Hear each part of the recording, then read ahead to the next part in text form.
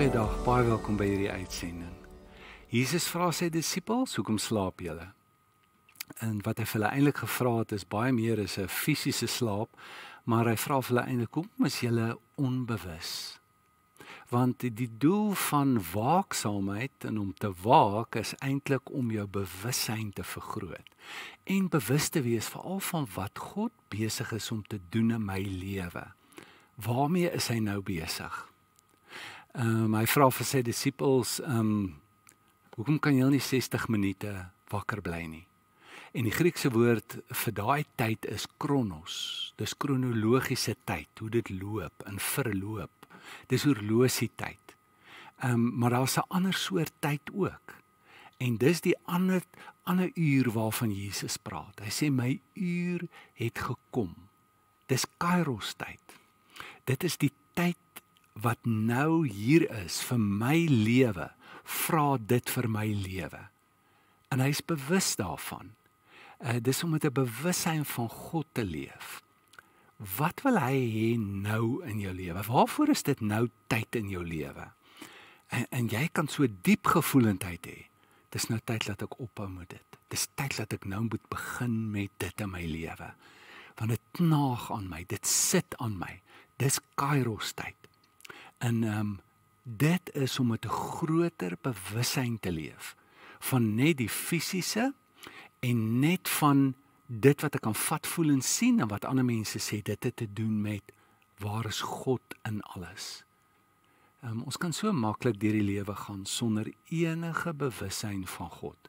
En ons kan goed doen in die lewe.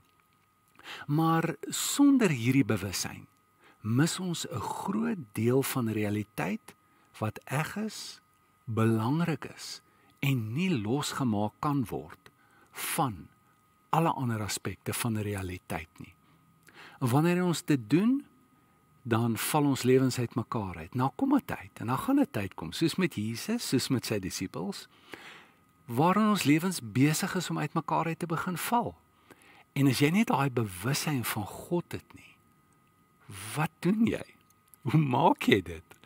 Ja, so daarom is die groot idee om te kyk na geestelike groei deur die bril van bewussyn ook en te sê dat om geestelik te groei beteken om meer bewus te raak van God, meer van die tyd. Want ons raak aan die slaap, ons verloor ons bewussyn. En daarom moet ons altyd herinner word en daarom moet ons onthou sodat ons kan groei en meer in hierdie plek kom. Paulus sê, but make sure that you don't get so absorbed and exhausted in taking care of your day-to-day obligations that you lose track of the time and doze off, oblivious to God. Be up and awake to what God is doing. Dis die lewe. Dis die lewe waarna ons moet ingaan. Ja, en soos Paulus sê, daar's goed wat ons wegneem en wegvat van hierdie bewussyn af. Jesus sê, oppas vir die verleiding van rykdom en die sorge van die lewe in die gelykenis van die saaier. Hy sê, want dit maak dat jy nie kan groei nie, dat daar geen vrug gaan wees nie.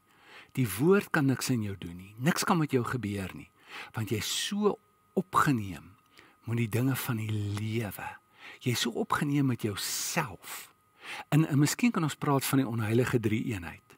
Is die vlees, die ekkigheid. Dit is hoe Eugene Peterson die vlees vertaal. In byvoorbeeld in Galasiërs 5 vers 23, waar sê die werke van die vlees is, sê hy, you know what kind of life develops out of trying to get your own way all the time. En dan beskryf hy dit. Dit is nie goed nie. Jou lewe gaan uit mekaar uitval as jy so val. En dit is nie net die ekkigheid nie, maar dis die wêreld, dis die manier van dink. Dit is as ek nie dit het nie, en al hierdie besittings het nie, en dis waar die lewe lê, is in wat mense van my dink, is in wat ek in die hande kan kry, is wat ek kan bereik. Dis die wêreld. En wanneer jy so dink en voel, dan verloor jy daai bewussyn van God. Daar's nie vrug in jou lewe nie. En jou lewe begin eintlik uitmekaar uit te val. En dis die groot uitnodiging dat ons moet hierdie bewussyn moet leef. Dat ons moet bewus raak van die feit dat ons nie bewus is nie. Nou die probleem is as jy slaap, weet jy nie jy slaap nie. Jy weet jy het geslaap as jy wakker geword het. En jy gaan eers uitvind ek was in die slaap gewees. As jy bewus raak van God, dan raak jy bewus van hoe baie ek nie bewus is van God nie. Maar dit is so 'n goeie begin en 'n baie belangrike begin om eers 'n bewussyn van God te kry. Beleef God eers. Raak eers bewus van hom. En as jy nog nie so ervaring gehad het nie, dan dit het dikwels te doen met hoe ons goed interpreteer.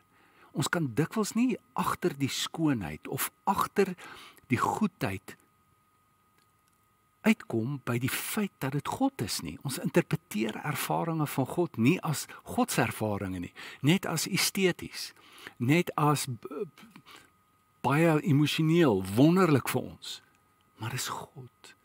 Wanneer jy bewus kan raak van God, dan kan jy ook al hoe meer bewus raak van waar verloor ek my bewussyn. En wat is dit wat my bewussyn veral wegneem van God?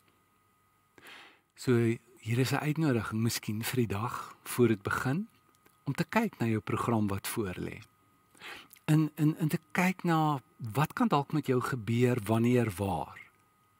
En waar kan jy geneig wees om totaal oblivious to God te raak, waar jy so opgeneem word. En dit wat jy moet doen, miskien is dit groot stres, miskien is iets baie goed, maar jy verloor dit waar. En wat gaan jy doen daaromtrent? Miskien kan jy iets doen, miskien kan jy net iets doen om jou te herinner, jou terug te bring na die feit toe, dat God met jou is, en God by jou is, waardeur jy ook al gaan. Kom ons doen 'n gebed saam. Vader, baie dankie dat U altyd by ons is, al is ons nie bewus daarvan nie. Dat U ons nooit gaan verlaat nie. Maar dankie vir hierdie verlange, hierdie oortuiging wat ook in van ons is, dat die lewe soveel beter is as ons bewus is van U. As ons U kan beleef en weet dat U in ons is en by ons is. So help ons om te ontwaak. Help ons om meer van die tyd, meer bewus te wees van U. In Jesus se naam, amen.